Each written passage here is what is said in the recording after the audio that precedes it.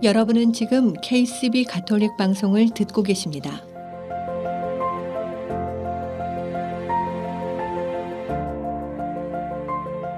아름다운 세상, 아름다운 사랑. KCB 가톨릭 방송은 하느님의 말씀을 널리 전하기 위해 항상 노력합니다.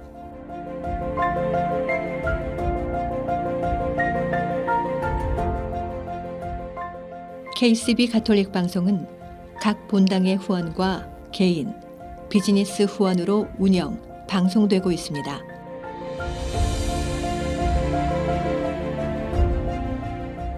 KCB 가톨릭 방송의 가족이 되어 주님의 말씀을 전하는 선교사도가 되어주세요.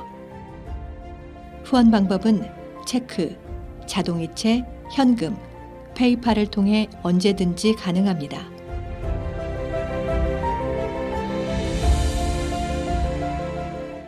자세한 후원 방법에 대한 문의는 718-888-9130으로 하시면 됩니다.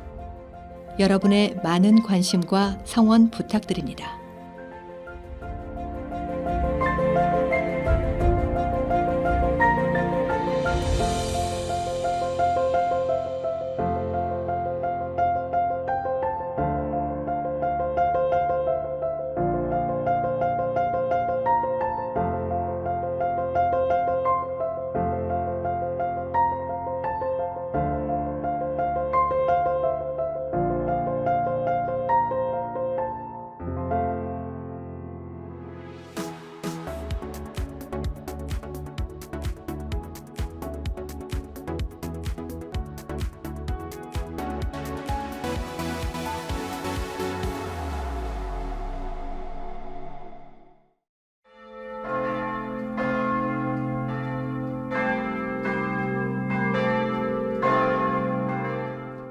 아름다운 세상, 아름다운 사랑. KCB 가톨릭 방송입니다.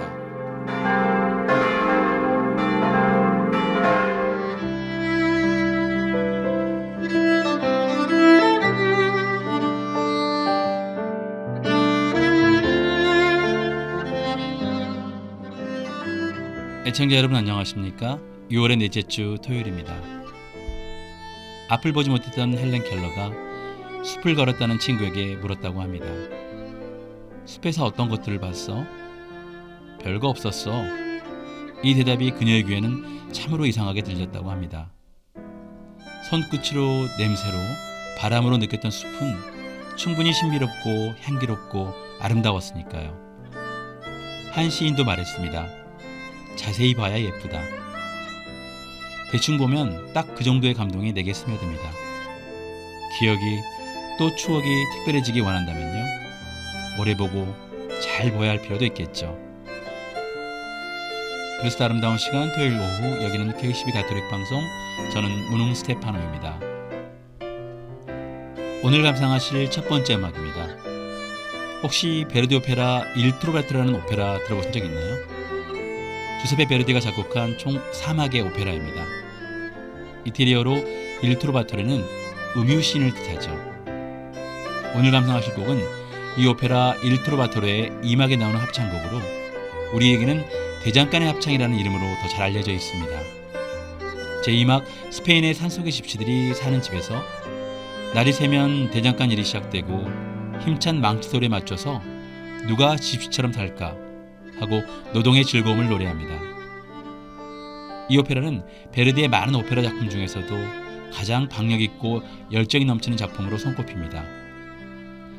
베르디 오페라 Il Trovatore 중 대장간의 합창, 함께 감상해 보시겠습니다.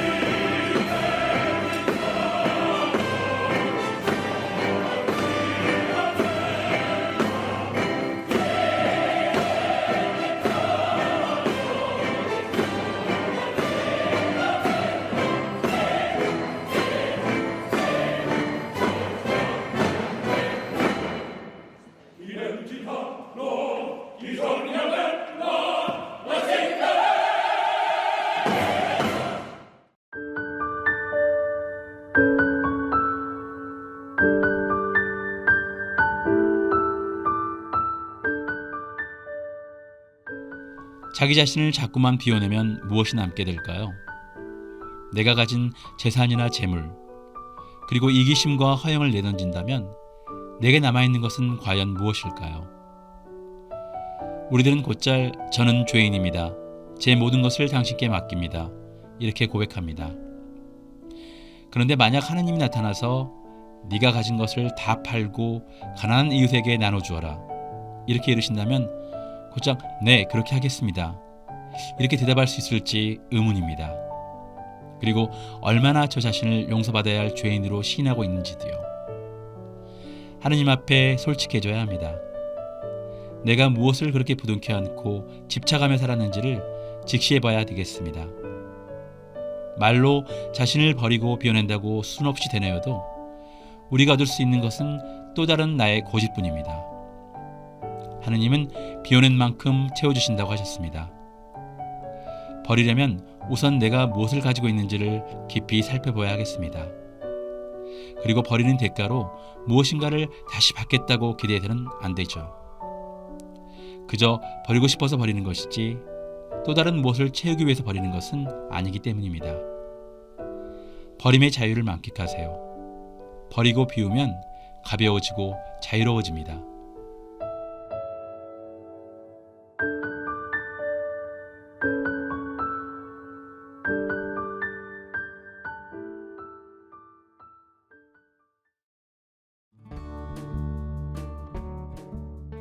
이 프로그램은 내 안에 잠자고 있던 아름다움을 25년 경력의 리아스킨에서 깨워드립니다.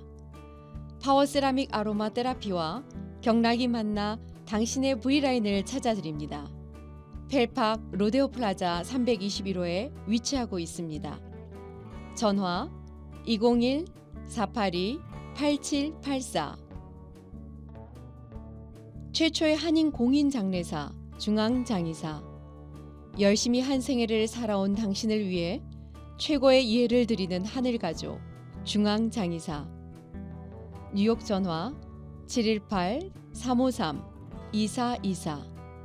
뉴저지 대표 전화 201-945-2009에서 후원하셨습니다.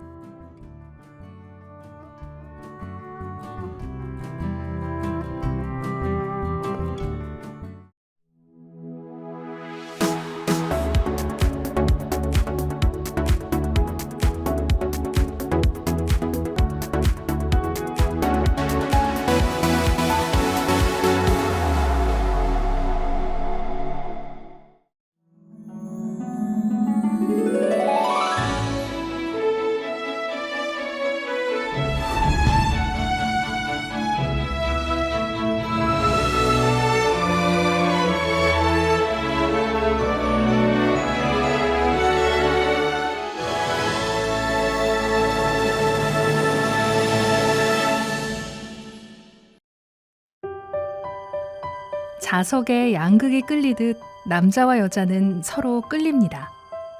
서로를 향한 갈망은 인류를 지탱해온 뿌리이고 역사를 만들어가는 동력입니다. 태초에 하느님께서는 당신 손으로 인간을 빚으시고 남자와 여자를 만드셨습니다. 그리고 하느님께서는 그들의 본성 깊은 곳에 혼인의 소명을 새겨두셨습니다. 하느님께서는 인간을 창조하시되 남자와 여자로 창조하셨고 남자와 여자가 짝을 이뤄 한 몸을 이루게 하셨습니다. 이는 인간이 스스로를 남자와 여자로 나누고 서로 끌리게 해서 짝을 이루는 혼인을 만든 게 아니라는 것입니다. 하느님께서는 또 혼인을 통해 당신의 사랑을 배우고 따르게 합니다. 우리는 사랑이 넘치는 혼인을 통해 하느님과 인간과의 관계를 배웁니다. 사랑은 우리의 근본 소명입니다. 남편과 아내 사이의 사랑은 우리에 대한 하느님의 변함없는 사랑의 표상입니다. 이처럼 세례를 받은 남녀 신자가 서로 사랑하고 가정을 이루어 행복한 생활을 하도록 하느님의 축복을 받는 성사가 혼인성사입니다. 7성사 가운데 다른 성사들은 그것을 받는 사람의 개인적인 것이라면 혼인성사는 결혼을 통하여 한 몸을 이루고 부부로 맺어지는 남녀가 공동으로 받는 성사입니다. 그러므로 혼인성사는 남녀가 결합하여 이루는 가정 공동체를 위한 은사이며 남편의 역할과 아내의 역할을 잘 수행할 수 있는 은총을 줍니다. 하느님께서 친히 제정하신 혼인의 목적은 부부 사랑과 일치의 증진에 있습니다. 또 서로 갈릴 수 없는 사랑의 결실로서 자녀를 출산하여 주님의 인류 창조 사업에 협력하고 부부의 합심한 사랑으로 자녀를 교육하고 양육하는 것입니다. 부부가 서로 도와 창조주의 목적에 맞도록 자신들과 가정이라는 공동체를 완성으로 이끌어가는 데 있습니다. 가톨릭 교회에서의 혼인의 특성은 단일성과 불가해소성입니다.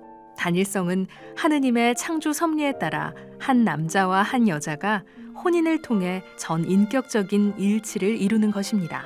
또한 혼인의 불가해소성은 부부가 서로 존경하며 신의를 지킬 것을 요구하기에 한 번 맺어진 혼인이 그 결합의 영속성을 가짐을 의미합니다. 이것은 그들은 이제 둘이 아니라 한 몸이다. 그러므로 하느님께서 맺어주신 것을 사람이 갈라놓아서는 안 된다고 하신 예수님의 가르침에 그 근거를 두고 있습니다. 신자들끼리의 혼인은 주례사제와 두 증인 앞에서 전례를 통해 일생 부부로 살아갈 것을 서약하는 혼인 성사를 통해서만이 교회가 인정하는 유효하고 합법적인 혼인이 됩니다. 만약 신자가 비신자와 혼인을 할 경우에는 관면 혼인이 가능합니다. 관면 혼인은 신자가 아닌 배우자가 신자 배우자의 신앙생활과 자녀들의 신앙교육을 보장하겠다는 서약을 하면 가능합니다. 관면 혼인 자체로도 유효하며 온전하게 이루어지는 혼인이기 때문입니다. 교회는 혼인 당사자들과 가정을 보호하고자 혼인을 교회법으로 규정하고 있습니다. 교회법적 형식을 따르지 않고 사회 예식으로만 혼인하거나 교회의 허락 없이 비신자 또는 타 종교인과 혼인을 한다면 교회법상 혼인 장애에 놓이게 됩니다. 혼인 장애 상태에서는 성사 생활을 할 수 없습니다. 그러므로 관면 혼인과 같이 교회에 관면을 요청하여 그 장애를 제거하고 교회법적 형식을 통하여 새롭게 혼인 합의를 해야 합니다. 주님, 청하오니 언제나 주님을 찬미하는 저희 부부의 삶이 주님의 삶을 드러내는 성사가 되게 하소서. 우리 주 그리스도를 통하여 비나이다. 아멘.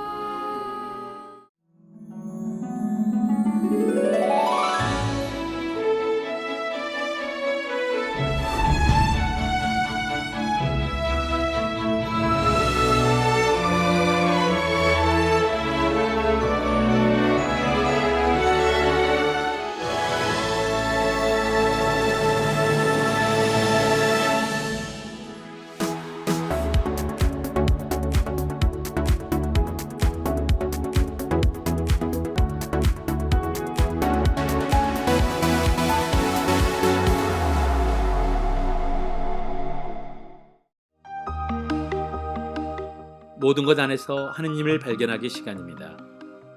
이 시간 최성영 요셉 신부와 함께합니다.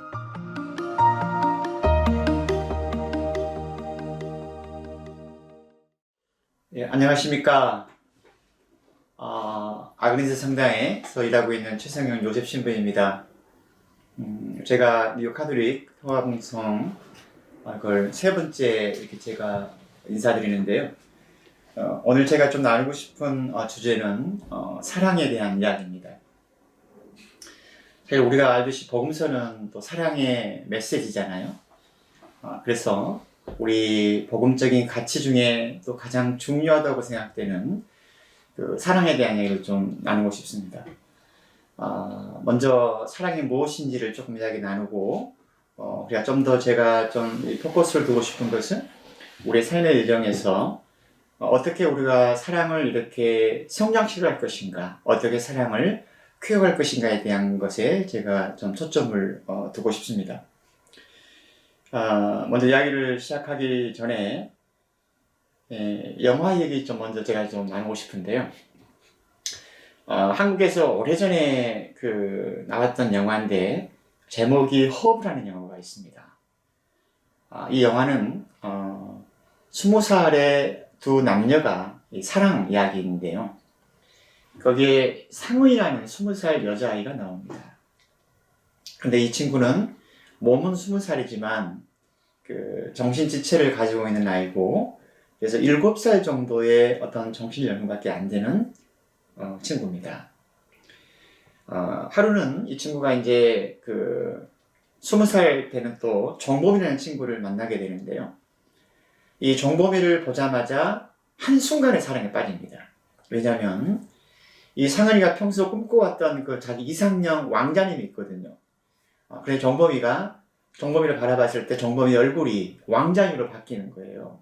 그래서 이제 사랑에 빠지게 돼서, 그래서 정범이하고 20살의 정범이와, 이 친구는 이제 직업이 의경입니다. 교통 이렇게 정리하는 의경인데, 정범이와 그 다음에 20살의 상은이가 둘이 이제 데이트를 이제 하죠. 사랑이 시작되는 겁니다.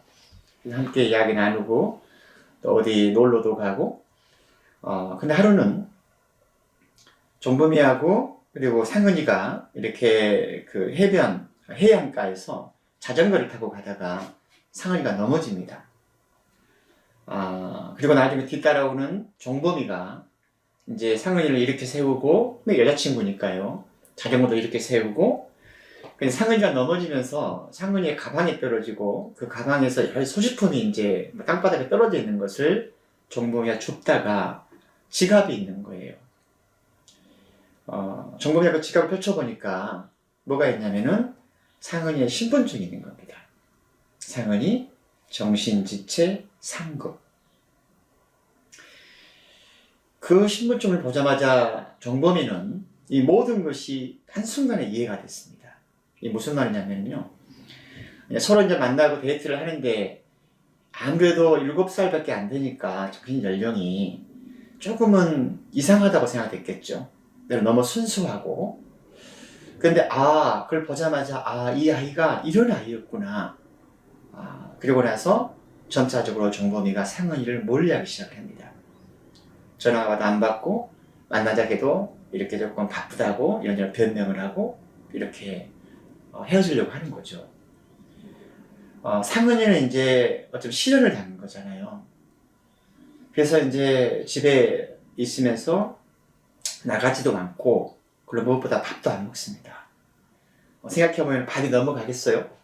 20살의 여자아이가 처음 사랑을 했는데 상대방으로부터 이렇게 만나주지도 않고 실현을 당하니까 밥을 안 먹죠. 근데 며칠을 굶다가 하루는 하도 배가 고파가지고 부엌에 가가지고 양푼에다가 밥을 넣어서 꾸역꾸역 밥을 먹습니다. 어쩌면 그 영화 장면이 하도 배가 고프니까 이 밥을 먹는 장면이 이 밥을 쳐 넣는 이런 이미지인 겁니다. 그런데 상은이 엄마가 이제 소리를 치는 겁니다. 상은아, 너 그렇게 밥 많이 먹으면 안 돼. 어린애 아이가 말하는 것처럼. 너 뚱뚱해지면 병 걸려. 너 그렇게 밥 많이 먹으면 안 된다. 소리를 지르는데 상은이가 하는 말이 있어요. 영화에서. 상은이가 뭐라고 말하냐면, 엄마, 아무리 먹어도 가슴이 채워지지 않아. 이런 대사를 합니다. 사실 저는 개인적으로 그 영화를 보면서 딱 그 대사만 남았습니다. 생각해보면 태어나서 처음으로, 평소는 엄마밖에 몰랐는데 내가 좋아하는 남자가 생겼고요. 또 내가 좋아하는 그 남자 친구들로부터 사랑을 받는 것이 얼마나 행복했겠어요. 그런데 그 남자친구가 떠나간 그 비어있는 가슴에, 마음에 아무리 밥을 넣어도 가슴이 채워지지 않는다는 겁니다. 이 영화는 끝에는 이제 정말 다행스럽게도 상은이와 정범이가 다시 결합을 하고요. 둘이 데이트하면서 끝납니다. 해피엔드로 끝나는 거죠. 저는 개인적으로 감독이 고마웠어요. 저렇게 아름답게 이렇게 영화를 마무리 지어줘서. 이 영화를 보고 나서 그 상은이의 대사가 계속 내 머리에 남았습니다. 엄마, 아무리 먹어도 가슴이 채워지지 않아. 인간의 욕망에 대한, 우리의 갈망에 대한 이야기입니다. 우리는 태어나서 이렇게 아기 때 또는 청소년기 때, 청년, 중년, 장년, 노년기를 거쳐가는 삶을 살잖아요. 이걸 우리의 삶의 사이클이라고 부르는데요. 사람이 태어나서 살아가면서 그 삶의 사이클에 어디에 있든지 간에 우리는 끊임없이 어떤 욕망을 꿈꾸고 욕망을 추구합니다. 그것이 먹고 싶고 자고 싶고 이런 어떤 그런 생물학적인 어떤 디자이어부터 시작을 해서 좀 크면은 우리가 인정받고 싶고 사랑하고 싶고 사랑받고 싶고 또 타인을 보호하고 싶은 욕구도 있습니다. 성공하고 싶고 경제적으로 잘 살고 싶고 또 어떤 높은 자리에 오르고 싶은 그런 명예욕도 다 있습니다. 행복하게 살고 싶은 욕구도 있습니다. 그게 물질적인 욕망이든 정신적인 욕망이든 영적인 욕망이든지 간에 우리는 삶의 어느 단계든지 간에 그 욕망을 추구합니다. 그래서 인간을 잇는 가장 밑바닥 코드는 디자이어, 욕망이라고 말합니다. 이 디자이어를 욕망이라고 말할 수도 있고 또는 어떤 컨텍스트에 따라서 갈망이라고도 말할 수가 있습니다. 그렇다면 우리 어떤 인간의 삶에서 가장 근원적인 욕망이 뭘까? 가장 근원적인 욕구가 뭘까? 제 생각에는 내가 어떠한 상태에 있든지 간에 어떠한 상황에 있든지 간에 상대방으로부터 내 존재 가치를 인정받는 것이 아닌가 생각을 합니다. 그것이 가장 우리 인간의 기본적인 근본적인 어떤 우리 밑바닥에 있는 어떤 디자이어라고 생각을 합니다. 지금까지 살아오면서 누군가로부터 내 존재가 가치로운 존재로 이렇게 인정받는 것도 이런저런 체험이 있을 것 같습니다. 학교에서나 또는 직장에서 내 능력이 인정받았을 때, 또 소위 사회에서 성공을 했을 때, 높은 자리에 올라갔을 때, 하지만 생각해보면 우리의 삶은 반드시 누구라도 인정받고 싶은 것이 전부는 아니잖아요. 또 사회적인 명성이라든가 물질적인 부라든가 이런 것들은 내가 사회적으로 내가 누구인가를 말해주는 것도 있겠지만 내 존재 가치가 또는 우리 관계 안에서 그 사람이 어떤 사람인지를 알려면 그 사람이 어떤 가치를 가지고 살아가는가 또는 어떤 인간성을 가지고 있는가 또는 이렇게 사람을 대하는 태도 총체적으로 말하면 그 사람이 살아가는 삶의 방식을 통해서 그 사람이 누군지를 알아가고 그리고 동시에 그 존재가 무엇인지 누구인지를 우리는 알아갑니다. 가장 우리 근원적인 욕망이 내 존재 가치를 인정받는 거라고 한다면 가장 적나라하게 드러나는 것이 저는 사랑이라고 생각이 들거든요. 사랑. 우리가 보통 어떤 사랑받는 체험도 있고 또는 이렇게 성장을 하면서 누군가를 사랑했던 경험도 있습니다. 보통 심리학에서는 이 사람이 태어나면 한 3살 때까지가 참 중요합니다. 3살 때까지. 그때 자기가 형성이 된다고 합니다. 근데 우리가 그 3살 때까지 아기가 태어나서 3살 때까지 가장 중요한 사람이 누구겠어요? 엄마잖아요. 엄마가 아이를 돌보잖아요. 그래서 아기들은 막 태어나면 자아가 형성이 안 됐기 때문에 엄마를 통해서 자기 애가 형성이 된다고 합니다. 예를 들어서 엄마가 웃으면 아기도 따라 웃고요. 엄마가 찡그리면 아이도 찡그립니다. 다르게 말하면 엄마는 자기를 보는 거울입니다. 예를 들어서 아이가 이렇게 불편한 거예요. 배가 고픈 거예요. 또는 기저귀에 똥을 쌌어요. 불편하잖아요. 아이는 아직 언어가 형성되지 않았기 때문에 울죠. 그것도 울음도 하나의 언어잖아요. 그런데 아이가 자기 불편한 것들을 막 울고 이러는데 거기에 엄마가 아무런 응답을 안 해주는 거예요. 아이의 울음을 무시하는 거예요. 그러면 아이는 어떤 생각이 들까? 내 존재 가치가, 내 존재가 무가치하다고 느껴집니다. 그래서 3살 때까지, 5살 때까지 어릴 때 어떤 그런 체험들은 굉장히 중요하고 우리가 어른이 돼서도 알게 모르게 영향을 줍니다. 즉 태어나서 사랑받는 체험이 중요하다는 겁니다. 근데 만약에 인간이 태어나서 특히 유아기 때 사랑을 받지를 못하면 어떤 결과를 초래하는가? 제가 글을 하나 좀 읽어드리겠습니다. 부모의 사랑의 부재에 관해서는 르네 스피츠에 의해 기록된 것보다 더 확실을 주는 증거는 없다. 미국 남부의 한 고아원에서 스피츠는 다른 사람과의 정서적, 신체적 접촉을 받지 못했던 97명의 아동들에게 일어났던 일을 관찰 기록하였다. 기금 부족으로 3개월에서 3살에 이르는 어린이들을 적절하게 돌보아줄 충분한 직원이 없었다. 간호사들이 아기의 기저귀를 갈아주고 먹이고 씻겼지만 엄마가 해주듯 안고 얼러주고 대화할 시간은 내지 못했다. 3개월 후부터 아이들은 비정상의 증후를 나타내기 시작했다. 식욕 상실, 수면 부족으로 인해 표정 없는 눈빛이 되어갔다. 5개월 후에는 상태가 심각하게 악화되었다. 고통스럽고 뒤틀린 얼굴로 훌쩍훌쩍 울며 누워 있었다. 의사나 간호사들이 들을 올리면 공포로 악을 쓰며 울었다. 27명이 첫 해에 정서적 양괴의 결핍으로 죽었다. 같은 이유로 이듬 해에 7명이 더 사망하였다.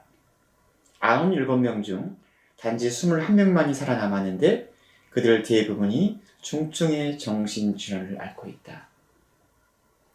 아주 극단적인 사례입니다. 하지만 아기들이 인간이 사람이 태어나서 이렇게 밥을 못 먹어서 그렇게 이상 증후를 나타내는 것이 아니라 정서적인 보살핌을 받지 못했어. 즉 사랑을 받지 못해서 이렇게 아이들이 비정상의 증후를 나타냈다는 겁니다. 이것만 보더라도 얼만큼 인간이 태어나서 성장하고 살아가는데 사랑이 얼마나 중요한지를 우리는 알 수 있을 것 같습니다. 어른들에게 제가 사랑이 뭐라고 생각하세요 물으면은 그냥 가장 쉽게 또 가장 먼저 나온 대답이 그겁니다. 사랑은 눈물의 씨앗이지요. 예, 일리는 이야기죠. 그런데 사랑에 대한 어떤 데피니션, 정의는 참 많은데요. 제가 몇 가지만 좀 소개하고 싶습니다. 한국에 김혜남 씨라고 정신 분석학자가 있는데요. 이번에 나는 정말 나는 사랑하는 걸까? 라는 책에 이런 글이 있습니다. 사랑은 무엇인가를 절실히 원하는 상태다. 그것은 구강적인 갈망부터 성적인 충족, 서로에 대한 실존적인 이해와 받아들임까지 우리가 가지고 있는 모든 욕구를 상대를 통해서 실현하고자 하는 바람이 사랑이다. 이렇게 말을 합니다. 지금까지 모든 것 안에서 하느님을 발견하기였습니다. 다음 주 이 시간 이어서 계속됩니다.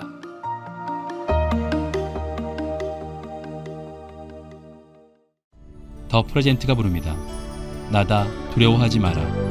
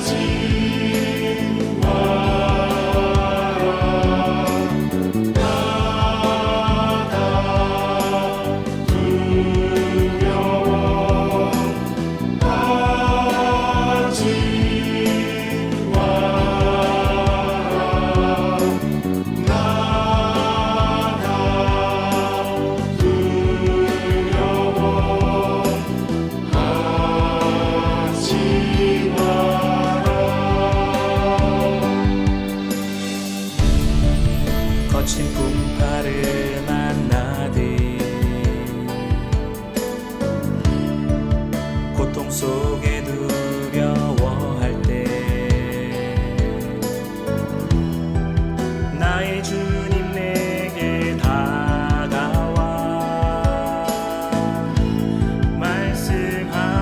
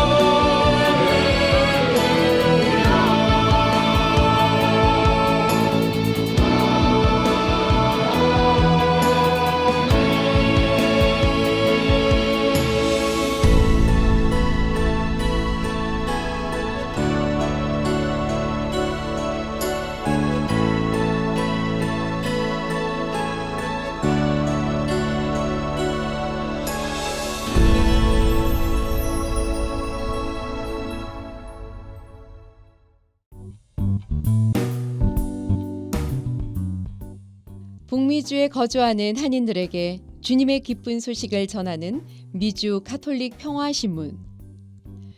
미주 카톨릭 평화신문은 독자들의 구독과 후원으로 이루어집니다.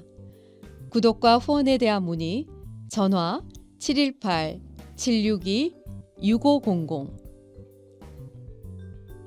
그동안 미국에서 직접 구매하기 힘드셨던 한국 반려동물 용품들을 클로스터에 위치한 제니의 뭉치에서 모두 준비했습니다.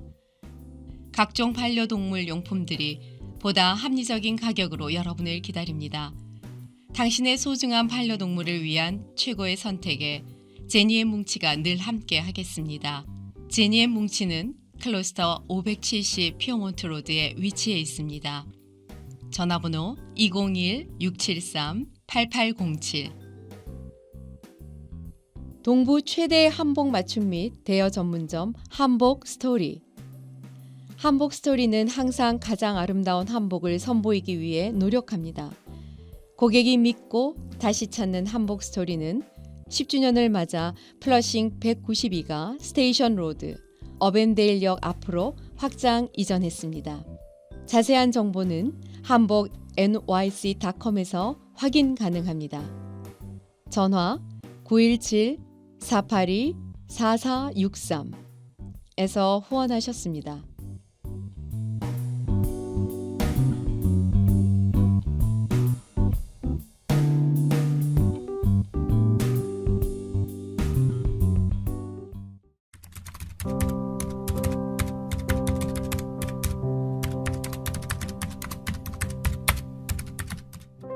떠날 엄마 세레나와 엄마를 떠나보내야 하는 6살의 딸 연아의 이별 준비 이야기.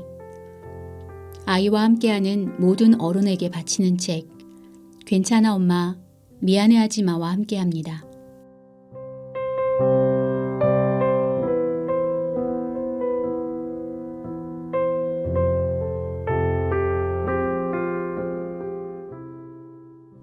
꼬마 상주의 고민. 보통 장례미사는 대성전에서 집전된다. 하지만 대성전에 다른 일정이 있었다. 그래서 세레나의 장례미사는 빈소 앞에서 간소하게 진행되었다. 장례미사를 집전할 신부님은 세레나가 미리 부탁해 놓은 터라 본당 신부님과 본당 자매님 몇 분이 함께 왔다. 연희는 미사가 시작되기 전 지금 졸린데 미사 중에 졸면 어떻게 해? 하며 어린 걱정을 털어놓았다.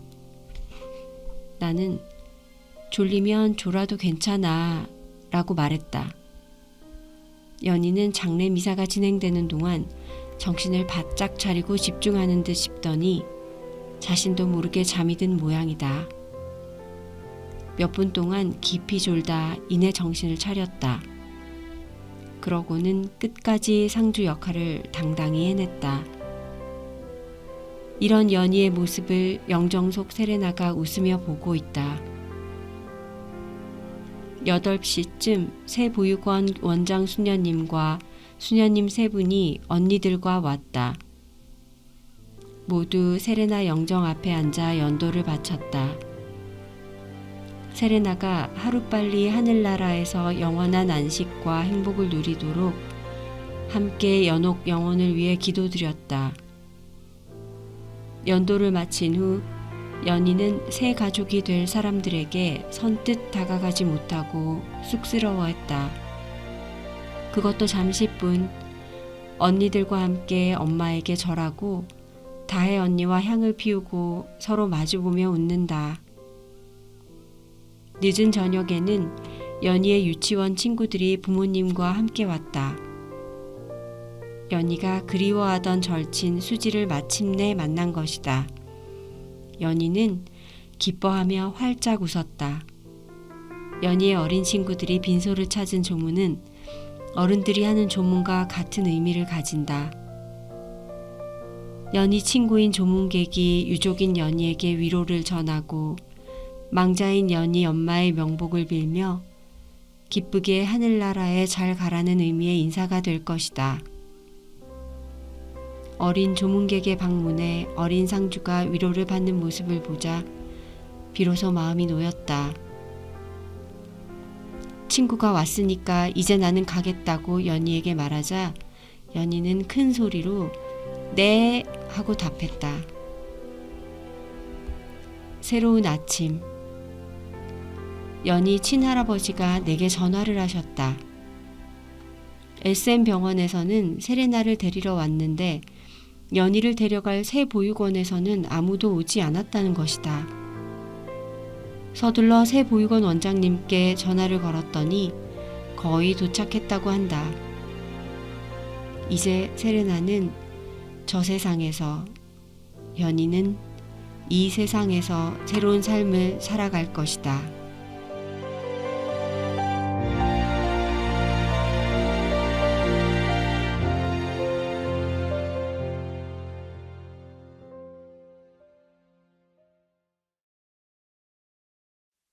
(2023) 제27차 미 동북부 성령대회가 예수님께서 성령 안에서 즐거워하며 말씀하셨다를 주제로 7월 22일 토요일 오전 9시, 7월 23일 일요일 오전 9시 양일간 열립니다. 뉴저지 포트리 하이스쿨에서 진행되는 이번 성령대회는 광주 대교구 성령봉사회 지도를 했던 정대영 모세신부와 미 동북부 성령쇄신 봉사자 협의회 지도를 하고 있는 김정경 실바노 신부의 강의로 진행됩니다. 더욱 알차게 준비한 2023년 성령대회 참가비는 35불입니다. 더 자세한 사항은 각 본당 성령기도회로 문의하시기 바랍니다.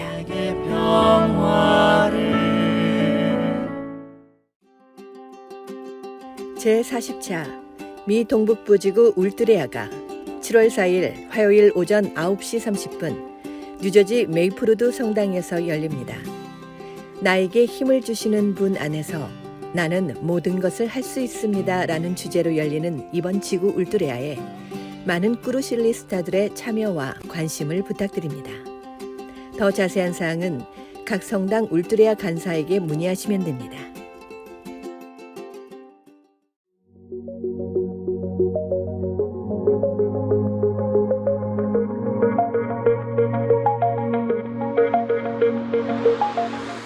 여러분은 지금 KCB 가톨릭 방송을 듣고 계십니다.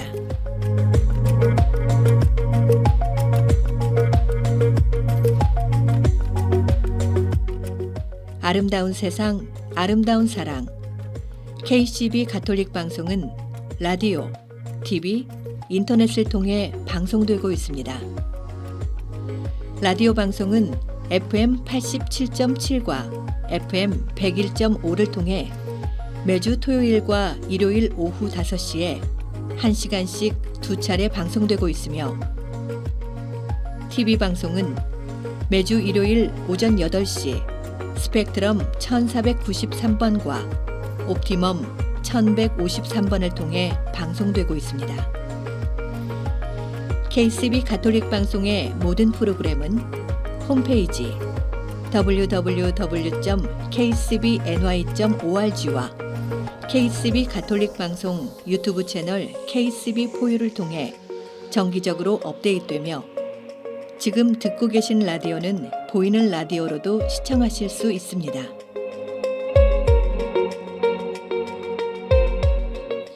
애청자 여러분의 많은 관심과 성원 부탁드립니다.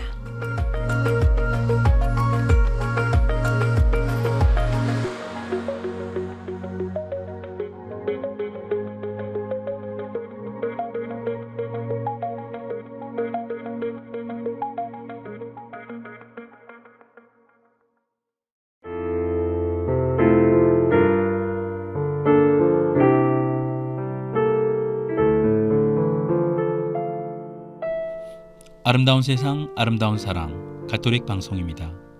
저희 KCB 가톨릭 방송은 각 본당의 후원과 협조, 그리고 개인 후원과 비즈니스 광고 후원으로 방송되고 있습니다. 오늘 방송은 뉴욕 우드사이드 한국 순교자 성당, 이승환 발렌티노, 이인덕 안드레아, 도우정 루시아, 문경숙 마리안나, 민규란 엘리자베스님의 후원으로 방송되었습니다.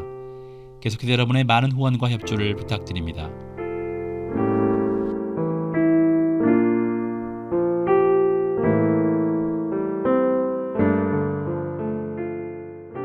연금술사, 세계적인 베스트셀러 소설의 제목이기도 하죠. 연금술사들이 가지고 있던 중요한 믿음 중에 하나는 금속 성분을 어느 정도 가진 물질을 금으로 변화시킬 수 있다는 것이었죠. 무에서 유를 창조하는 허황됨이 아니고요. 작은 것에서 더 큰 가능성을 꿈꾸게 하는 믿음을 가진 거죠. 황당한 꿈만 꾸는 게 아니고요. 그 꿈을 위한 가능성을 높이는 도전. 애청자 여러분 모두가 작은 연금술사가 될 수 있기를 바라봅니다. 오늘 방송 여기까지 하겠습니다. 지금까지 KCB 가톨릭 방송 지도신부 황필구 요한 카페스트라노 그리고 프로듀서 김소영 글라라 진행의 무릉 스테파노였습니다. 감사합니다.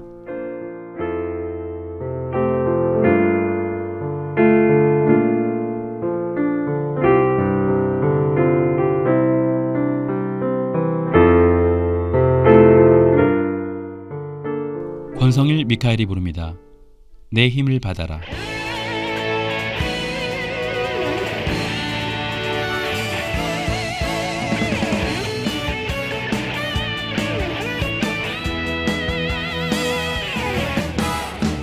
주님의 성령이 나에게 임하시어 세상 모든 사람에게 빛이 되리라.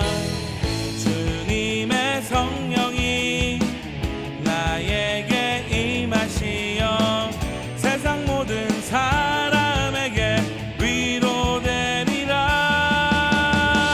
Receive the power. 내 힘을 받아라. 임마누엘 하느님이 너와 함께 하시리라. 내가 너의 힘이 되어 주리라. 너는 나의 증인이 되리라. 주께서 나와 함께 해주신다면 모든 것 할 수 있어. 내가 너의 힘이 되어 주리라. 너는 나의 증인이 되리라. 주께서 나와 함께 해주신다면 모든 것 할 수 있어.